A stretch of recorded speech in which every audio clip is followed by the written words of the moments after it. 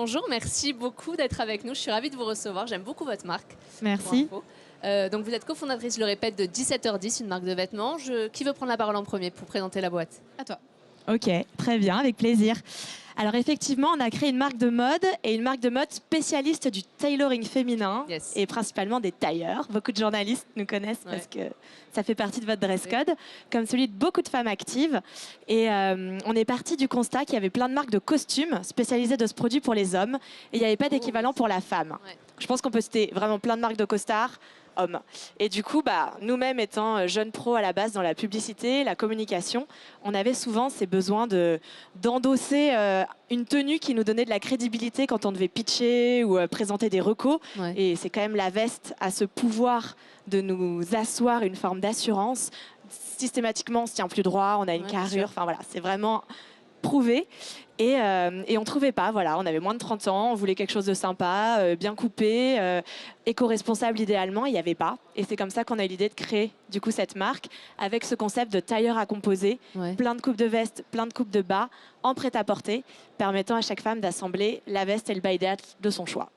Est-ce que moi, quand j'entends tailleur et quand j'entends volonté d'habiller la femme, avec un truc en fait qui appartient à l'homme à la base et on a envie un peu de casser les codes, ça me fait penser à ces grandes créatrices qui ont fait le monde de la mode féminin aujourd'hui. Est-ce que, sans prétention, l'idée c'est de poursuivre en fait la révolution féministe via le vêtement? D'une certaine façon, oui. Effectivement, les grands créateurs ont un peu révolutionné toute la mode par le tailleur. Mais pour l'instant, ça ne restait surtout que sur les podiums. Et au final, plein de marques généralistes proposaient un ou deux tailleurs dans leur collection. Mais il n'y avait pas de spécialiste vraiment du tailleur aujourd'hui en France. Là, l'idée, c'est donc d'habiller toutes les femmes. On prend en compte les courbes, j'imagine, parce que les tailleurs, pour adorer ça, généralement, il faut répondre à une seule morphologie. Il faut être plutôt grande, plutôt filiforme. Il n'y a pas de tailleur pour les petites, pour les personnes un peu plus enrobées, pour c'est vrai, non? Ouais, vous Voilà. nous tendez une perche magnifique sur la raison vraiment fondamentale de 17h10. C'est cette volonté de pouvoir habiller toutes les femmes. Donc il y a une grande part d'inclusivité chez nous. On va du 34 au 50. Donc déjà, voilà, c'est beaucoup plus que la plupart des marques de prêt-à-porter. Et ce concept dont je parlais de plusieurs coupes de veste et plusieurs coupes de bas répondait aux différentes morphologies. Donc poitrine, hanche, ventre, grande, petite. Pour chacune, en fait, on a designé une coupe qui permet de lui faire un ensemble qui lui ira bien et dans lequel elle se sentira belle. C'est tellement important de se sentir belle dans ses vêtements. Vous parlez d'éco-responsabilité aussi. Aujourd'hui, on ne peut plus, je crois, créer un vêtement sans avoir cette idée sous-jacente de respecter l'environnement. Comment est-ce qu'on lutte contre la fast fashion? Comment la fast fashion met des bâtons dans les roues à toutes les personnes comme vous qui veulent se lancer justement dans le vêtement un peu plus responsable. C'est quoi le défi principal dans ce monde-là où on a des Shein qui proposent des tailleurs, des ensembles à je sais pas, 25 €. Vous voyez, comment on vend son projet face à tout ça?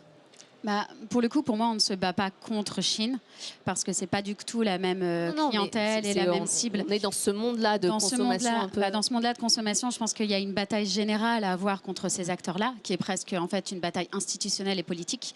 Nous, en tant que marque, notre bataille, c'est de continuer à être fidèle à ce que l'on veut faire et honnête envers nos clients. Leur proposer toujours des produits de belle qualité et en toute transparence en fait. Et surtout, je pense que nous, notre devoir de marque, c'est également d'éduquer les clientes, nos clients, à ce que c'est qu'un beau produit en fait. Et pour que les clientes elles comprennent la différence entre un tailleur chez nous par exemple et un tailleur chez Shein, où c'est fait, avec quoi c'est fait. Enfin voilà, pour moi il y a vraiment les marques doivent porter ce message au-delà au-delà du produit en lui-même. Est-ce qu'on peut parler prix? Combien ça coûte un tailleur 17h10 aujourd'hui? Chez nous, c'est environ 600 €. Il faut D'accord. compter 400 pour une veste et 200 pour un pantalon. Ok, on est sur du sur-mesure. Enfin, vous proposez aussi le semi-mesure. Est-ce qu'il y a un moyen de le... On va refaire toutes les retouches nécessaires pour l'ajuster bien si c'est un achat boutique. Il y a une offre en plus de sur-mesure là qui est encore un petit peu plus premium, on va dire. Mais effectivement, pour rebondir sur ce que vous disiez, c'est presque un sacerdoce aujourd'hui de vouloir faire de la marque éco-responsable, parce que je pense qu'on vendrait plus, on gagnerait peut-être plus si on avait fait le choix d'aller produire en Chine ou en Turquie. On a besoin de... Mais voilà, et à un moment donné, comme disait Caroline, c'est des valeurs qu'on tient, qu'en tant que chef d'entreprise, on veut garder.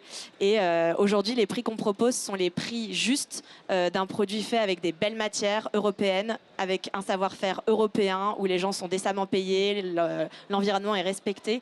Et voilà, c'est vrai que c'est un gros travail d'expliquer la valeur que nous créons et de remettre les pendules à l'heure, entre guillemets. Ouais. Et c'est ce que nos clientes recherchent. Nous, justement, on a des clientes qui viennent vers 17h10 parce qu'elles sont issues d'autres marques que je ne citerai pas, qui sont même plus luxe que nous, plus chères que nous, mais qui proposent en fait des tailleurs en polyester, en viscose. Et on a des clientes qui sont là, mais en fait, c'est intolérable. Maintenant, c'est intolérable. Il faut qu'on ait des beaux produits et ça passe par la matière. Et du coup, on récupère aussi ces clientes-là.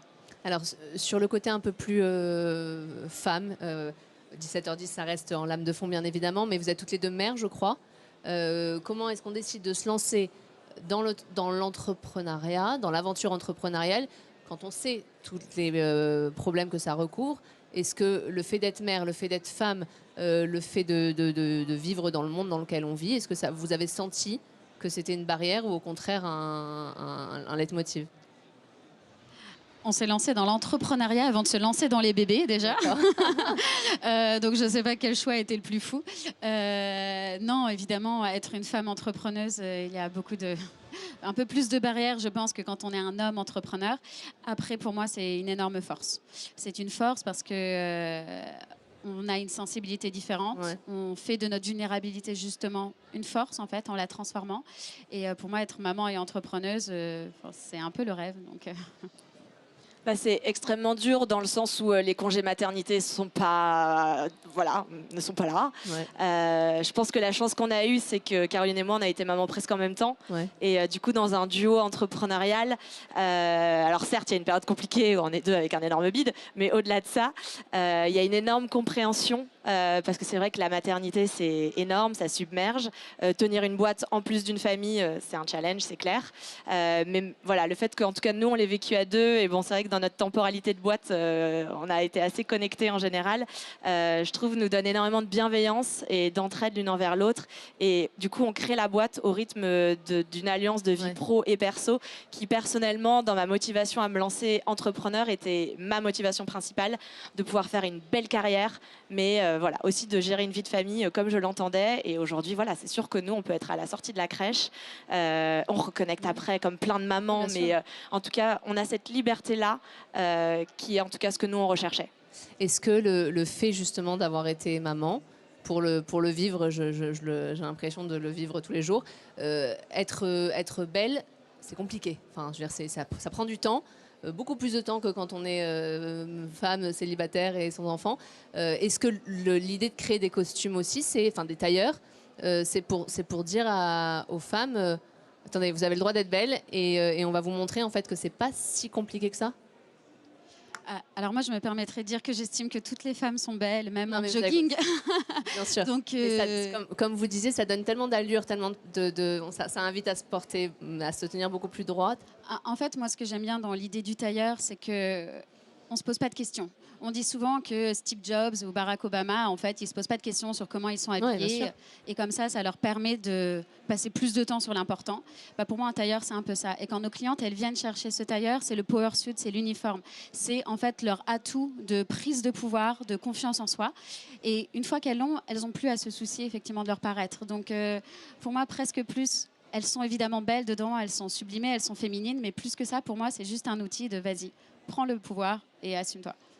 En un seul mot, parce qu'on me dit que c'est terminé, votre grande fierté, c'est quoi? Alors, je pense que c'est justement quand on a des clientes qui arrivent un peu down dans une de nos boutiques parce que récemment, voilà, une qui venait d'accoucher, puisqu'on parle de la maternité, son corps avait changé, elle n'était pas bien. En lui faisant essayer des tailleurs, en prenant le temps de lui redonner confiance en elle, elle est sortie ravie, elle s'est sentie belle dans le miroir. Et voilà, ça c'est ce qu'on aime le plus, c'est redonner confiance en elle aux femmes par le vêtement, parce que c'est notre métier. Merci. Mais voilà. Merci infiniment d'avoir été là. Merci Caroline, merci Amélie.